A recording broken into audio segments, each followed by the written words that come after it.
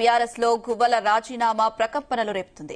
గువ్వలతో పాటు మరింత మంది పార్టీకి గుడ్ బై చెప్పే ఆలోచనలో ఉన్నట్టు వస్తున్న వార్తలతో గులాబీ కోటలో గందరగోళం నెలకొంది. ఇప్పటికే గువ్వల బీజేపీలో చేరతారని ప్రచారం జరుగుతుంది. అలాగే కాంగ్రెస్ నుంచి కూడా పిలుపు వస్తుందని గువ్వల బాలరాజు వర్గీయులు చెప్పుకుంటున్నారు.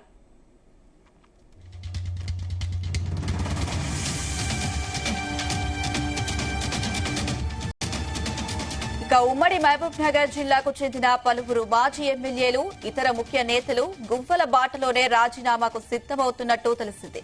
ఇప్పటికే పలువురు నేతలు మహబూబ్ నగర్ ఎంపీ డీకే అరుణతో టచ్ లో ఉన్నట్లు సమాచారం.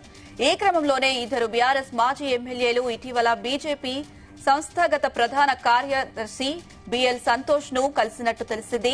అయితే ఇది ఒక్క గువ్వలతోనే ఆగిపోదని ఉమ్మడి మహబూబ్ నగర్, మెదక్, రంగారెడ్డి జిల్లాలకు చెందిన సుమారు 10 నుంచి 12 మంది మాజీ ఎమ్మెల్యేలు బీఆర్ఎస్ కు రాజీనామా చేసి బీజేపీలో చేరుతారనే ప్రచారం జోరుగా సాగుతుంది.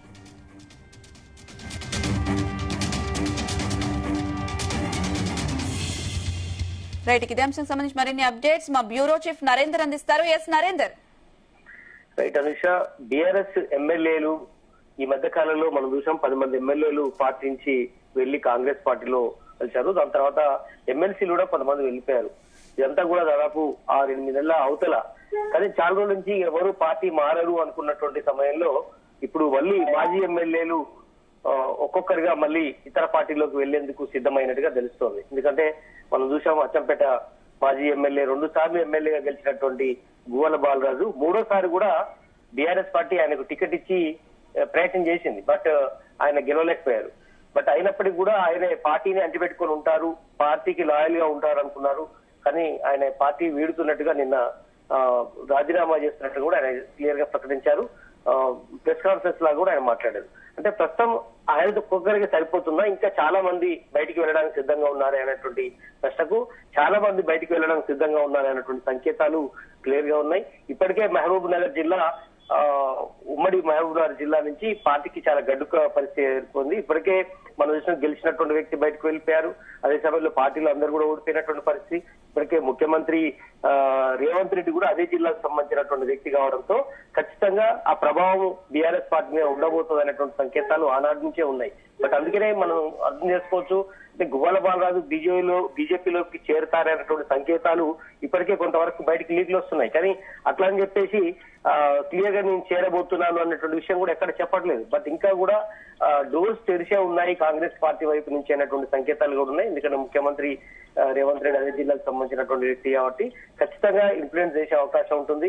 భవిష్యత్తులో మహబూబ్ నగర్ జిల్లాకు సంబంధించినటువంటి అన్ని సీట్లు కూడా కైవసం చేసుకోవడమే టార్గెట్ గా కాంగ్రెస్ పార్టీ కూడా వ్యూహరచన చేస్తుంది.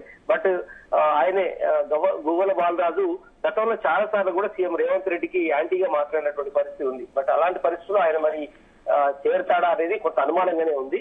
బట్ చూడాలి. బట్ ఆయనతో పాటు నిన్న మరి జనార్దన్ రెడ్డి పేరు కూడా బయటికి వచ్చింది, నాగర్ కర్నూలుకు సంబంధించినటువంటి మాజీ ఎమ్మెల్యే. అయితే ఆయన కూడా బయటికి లీక్స్ వచ్చినప్పటికీ నేను ఎక్కడికి పోవట్లేదు అనేటువంటి సంకేతాలు ఉన్నాయి. ఈయన ఒక్కడే కాదు, చాలా మంది బీఆర్ఎస్ మాజీ ఎమ్మెల్యేలందరూ కూడా మహబూబ్ నగర్ సంబంధించినటువంటి మొత్తం సీనియర్ లీడర్ అందరూ కూడా పెద్దగా అనుకున్నాడు. నిరంజన్ రెడ్డి తప్ప ప్రస్తుతం ఎవరు కూడా సీరియస్ గా అక్కడ శ్రీనివాస్ గౌడ్ తప్ప మిగతా వాళ్ళు ఎవరు కూడా బీఆర్ఎస్ పార్టీ వైపు సరిగా రాని పరిస్థితి కనిపిస్తోంది. ఒకరిద్దరు వచ్చినప్పటికి కూడా సీరియస్ గా పార్టీలో ఇన్వాల్వ్మెంట్ ఉండట్లేదు అనేది కూడా చర్చ కూడా జరుగుతోంది. అయితే కేవలం ఈ ఒక్కరిద్దరు లీడర్లేనా ఇంకా మహబూబ్ నగర్ తో పాటు ఇతర జిల్లాల నుంచి కూడా వెళ్ళబోతున్నారా అన్నటువంటి సంకేతాలు కూడా మనకు వినపడుతున్నాయి. ఎందుకంటే ఒక పక్క ఫోన్ ట్యాపింగ్ ఇష్యూ నడుస్తుంది. ఇప్పుడు కాళేశ్వరం ఇష్యూ కూడా ఏకంగా సిట్టు వేసే వరకు కూడా వెళ్తోంది. నిన్న మనం చూసాం క్యాబినెట్ సమావేశంలో కూడా చాలా సీరియస్ డిస్కషన్ నడిచింది.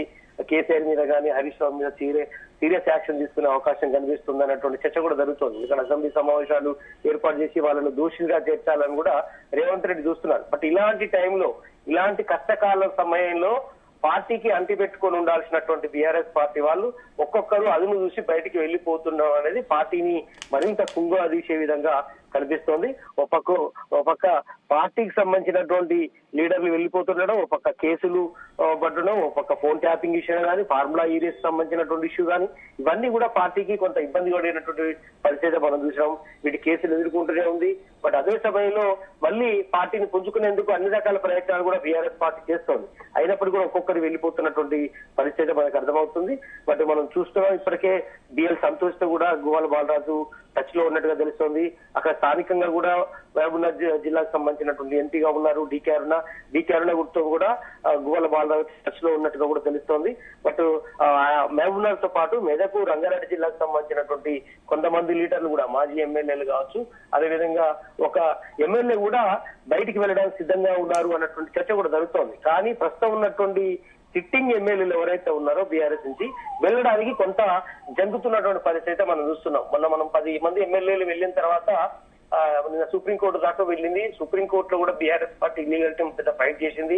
అయితే ఆ దాంట్లో 2-3 ఖచ్చితంగా ఎలక్షన్స్ రాబోతున్నాయి అనేటువంటి చర్చ జరుగుతున్న నేపథ్యంలో కనుక ఇప్పుడున్నటువంటి పరిస్థితుల్లో సిట్టింగ్ ఎమ్మెల్యేలు ఎవరైతే బయటికి వెళ్ళిపోతే వాళ్ళ మీద ఖచ్చితంగా కూడా ఫిరాయింపుల చట్టం కింద ఖచ్చితంగా కూడా వాళ్ళ మీద వీడిపడే అవకాశం ఉంటుంది అనేటువంటి భయంతో కొంతమంది వెయిట్ చేసే అవకాశం అయితే కనిపిస్తుంది.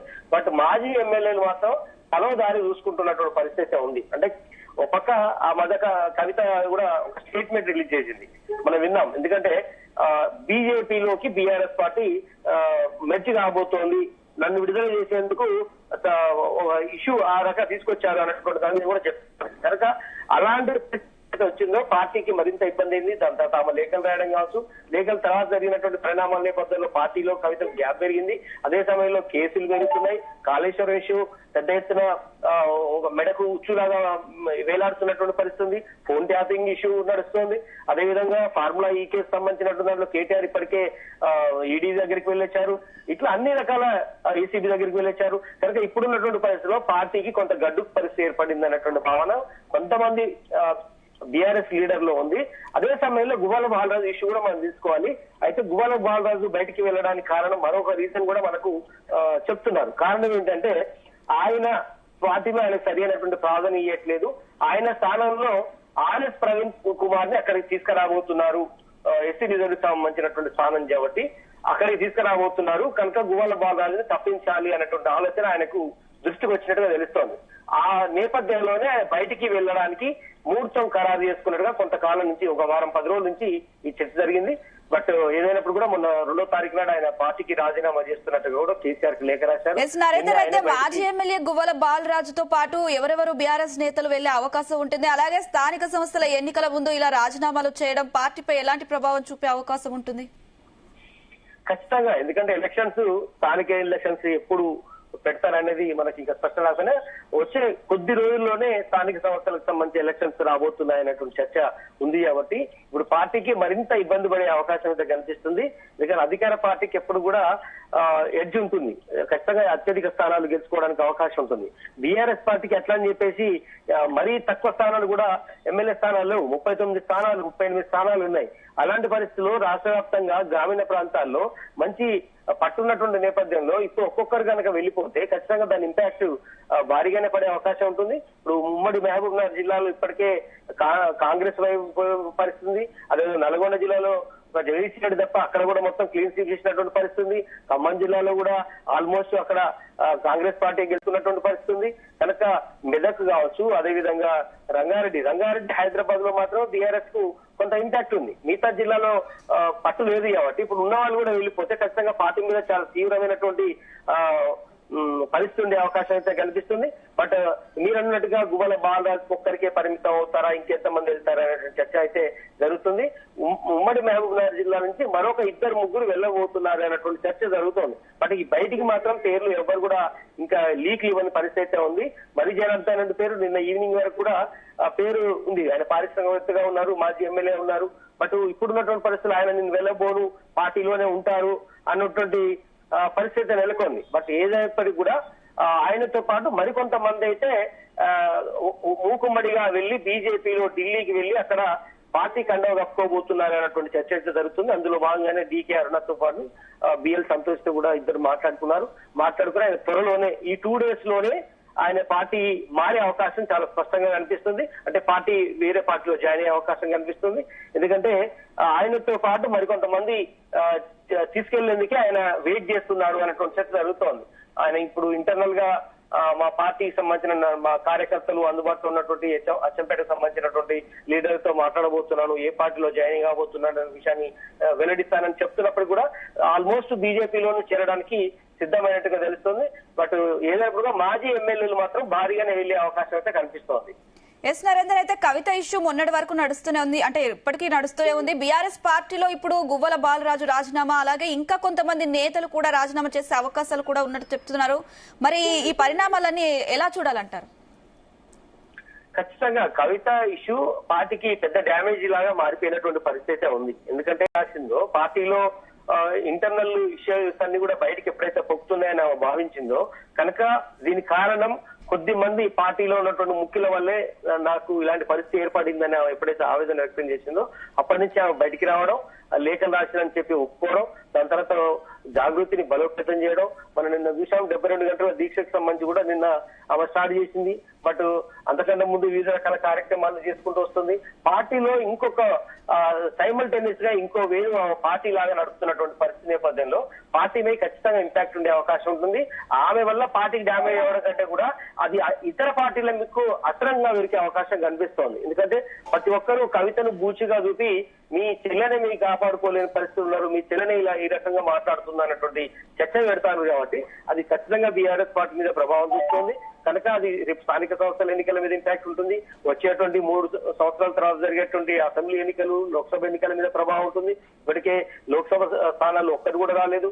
బీఆర్ఎస్ పార్టీకి సంబంధించినటువంటి ఉప ఎన్నిక రాబోతోంది. నెక్స్ట్ మనం చూస్తున్నాం జూబ్లీకి సంబంధించి అక్కడ కూడా పార్టీ గెలవలేకపోతే మరింత ఇబ్బంది పడే అవకాశం ఉంటుంది సిట్టింగ్ స్థానం. అదే సమయంలో మొన్న కంటోన్మెంట్ లో కూడా ఉప ఎన్నికల్లో ఓడిపోయినటువంటి పరిస్థితి ఉంది. బట్ భవిష్యత్తులో ఈ పరిస్థితి రాకుండా ఉండాలంటే కవితతో సయ్యద్దులో వెళ్లాల్సిన అనివార్య పరిస్థితి ఉందని కూడా పార్టీలో కొంతమంది చెప్పుకుంటున్నటువంటి పరిస్థితి. ఇప్పటికే జగదీష్ రెడ్డి మీద అటాక్ చేసినటువంటి పరిస్థితి ఉంది. కవిత మీద కూడా ఆయన మాట్లాడారు. బట్ అంతిమంగా పార్టీలో ఏదో జరుగుతోంది, పార్టీకి నష్టం చేసేటువంటి చర్యలు జరుగుతున్నాయన్నటువంటి పరిస్థితి ఉంది. బట్ అది అన్నిటికంటే ముఖ్యంగా కూడా విద్యుత్ ఒప్పందాలకు సంబంధించినటువంటి దాంట్లో కొనుగోలులో అవకతవకతలని, కాళేశ్వరం సంబంధించినటువంటి అవకతవలు, ఫోన్ ట్యాపింగ్, గొర్రెల స్కామ్, ఫార్ములా ఈరియసింగ్ స్కామ్, ఇట్లా కాంగ్రెస్ కు సంబంధించినటువంటి మొత్తం కూడా కాంగ్రెస్ పార్టీ ప్రజెంట్ చాలా సీరియస్ గా తీసుకుంది. గత బీఆర్ఎస్ ప్రభుత్వం 9.5 సంవత్సరాల పాటు చేసినటువంటి స్కీమ్స్ అన్ని మీదుగా వెరిఫికేషన్ చేసింది. ఒక్కొక్కటి ఎంక్వైరీ, సిబిఐ ఎంక్వైరీ వరకు వెళ్ళిపోతుంది. ఏసీబీ ఎంక్వైరీ ఇప్పటికే స్టార్ట్ అయింది, సిటీ వేయబోతోంది. ఇట్లా ఓవరాల్ గా అది ఒక ఉచ్చు బిగిసేలాగా బీఆర్ఎస్ ప్రభుత్వం గత ప్రభుత్వం మీద చాలా తీవ్రమైనటువంటి ఎక్కుపెట్టినటువంటి పరిస్థితి ఉంది. బట్ అంతిమంగా పార్టీని ఉక్కిరిబిక్కిరి చేయడమే రేవంత్ రెడ్డి పన్నాగం చేశాడన్నటువంటి చర్చ జరుగుతుంది. బట్ ఏదైనప్పుడు కూడా పార్టీలో మాత్రం కొంత ఇబ్బంది పడినటువంటి వాతావరణం ఉంది. ఒక్కొక్కరు గువ్వల బాలరాజు లాగానే చాలా మంది మాత్రం వెళ్ళిపోతే పార్టీకి మరింత ఇబ్బంది పడే అవకాశం ఉంది. వాళ్ళని కాపాడుకునేందుకు, వాళ్ళని బుజ్జగించుకునేందుకు చర్యలు తీయబడతలేరు అన్నటువంటి ఆరోపణలు కూడా కేసీఆర్ ఎదుర్కొంటారు. కేసీఆర్ బయటికి రావడం లేదు. ఉన్న కేటీఆర్, హరీష్ రావు కేవలం పవర్ పాయింట్ ప్రజెంటేషన్స్ కానీ అదేవిధంగా కేసీఆర్ తో చర్చలు జరుపుకోవడానికి, ఫామ్ హౌస్ లో చర్చలు జరపడానికి మాత్రమే పరిమితం అవుతున్నారు తప్ప ఎక్కడ కూడా బుజ్జగించే ధోరణి చేయడం లేదు అన్నటువంటి చర్చ జరుగుతుంది. కనుక వీటికి ఫుల్ స్టాప్ పడాలంటే వెళ్ళబోయేటువంటి నేతలకు, పార్టీ మారేటువంటి వ్యక్తులకు ఒక భరోసా ఇవ్వాల్సిన అవసరం ఉంది. ఖచ్చితంగా మేము ఉన్నాం, మళ్ళీ 3 సంవత్సరాల తర్వాత బీఆర్ఎస్ రాబోతున్నటువంటి ఒక ఆత్మవిశ్వాసాన్ని బీఆర్ఎస్ పార్టీ కల్పించాల్సిన అవసరం అయితే ఎంత ఉంది. Right Narender, thank you.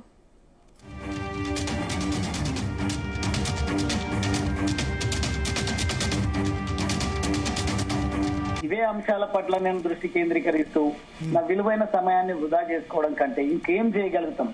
రాష్ట్ర సాధన ఉద్యమంలో కేసీఆర్ గారు అనుకోండి, లేదంటే తెలంగాణ సాధన ఉద్యమంలో పాల్గొన్నటువంటి విద్యార్థులు, మేధావులు, ఉద్యోగులు, మహిళలు, వివిధ కుల సంఘాలు, ప్రజా సంఘాలు అందరితో కలిసి పనిచేసినటువంటి తృప్తి మాకు ఉన్నప్పటికీ వచ్చిన తెలంగాణ రాష్ట్రాన్ని ప్రస్తుతం ఉన్నటువంటి ప్రభుత్వం ఏమో ఎంక్వైరీల పేరిట, అదేవిధంగా గత ప్రభుత్వంలో ఉన్నటువంటి వాళ్ళపైన వాళ్ళేమో మా పార్టీ ఇప్పుడు ఇప్పటి వరకు నేను మా పార్టీలో అదే పార్టీలో ఉన్నా కాబట్టి అవే విషయాలపైన మా పార్టీ తరఫున కొన్ని తెలిసి తెలియక పూర్తి స్థాయి సమాచారం ఉండి లేక మేము పార్టీకి విధేయులం కాబట్టి మాట్లాడాల్సినటువంటి పరిస్థితులు. కానీ ఇంకా కూడా ఈరోజు ప్రజలు, యువత, మేధావులు ఏం గమనిస్తారంటే ఒక బాధ్యత కలిగినటువంటి ప్రజాప్రతినిధులు కేవలము ఈ మైండ్ గేమ్ లేదంటే ప్రజల సమయాన్ని వృధా చేయడము వీటిపైననే దృష్టి పెట్టి మేము ఉన్నామని చాటుకోవడం కాదు కదా. వీళ్ళను బాధ్యత కలిగినటువంటి నాయకులుగా మేము భావించినప్పుడు రాష్ట్రం కోసం ఏం చేయాలి, దేశం కోసం ఏం చేయాలి, ఈ ఆంతర్యాలను ఎట్లా పూరించాలనే దానిపైన దృష్టి కేంద్రీకరించాలి. ఎందుకంటే మీకు అందరు కూడా బాగా తెలుసు, నేను లాలో పిహెచ్డి చేసి ఇంకా కూడా మీ అటువంటి జర్నలిస్టులతో కానీ మేధావులతో కానీ కలిసి మాట్లాడుతున్నటువంటి సందర్భంలో మాకేదైతే అవసరము, ప్రజలకు అవసరమైన విషయాల పట్ల మీ నుంచి వచ్చేటువంటి ఇన్పుట్స్ ను దృష్టిలో పెట్టుకొని కొంత అప్గ్రేడ్ అయ్యి ముందుకు వెళ్ళేటువంటి ఈ తరుణంలో ఇంకా కూడా వీటిపైననే మేము దృష్టి చేయడము, సాధించడము